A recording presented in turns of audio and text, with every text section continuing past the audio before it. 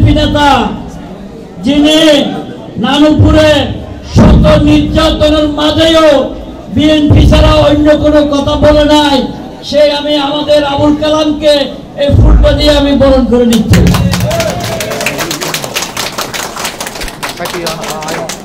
ছবি ইবে তোলো, ইবে আসো, ঠিক আছে না? আরেকটা ফুল দিয়ে আমি বরণ করে নিচ্ছি। মানুষের যে সেবা করে নানুপুরে বসে সকাল থেকে সন্ধ্যা পর্যন্ত মানুষকে প্রেসক্রিপশন দিয়ে ওষুধ দেয় আমাদের ডাক্তার খাইস আহমদ। তার তো জেলে যাওয়ার কথা ছিল না, তার বাড়ি হলো আমাদের সেই আমিডামের জেলা পরিষদের চেয়ারম্যান, নাম বলবো না আমি, তার বাড়ির পাশে ডাক্তার খাইস আহমদের বাড়ি।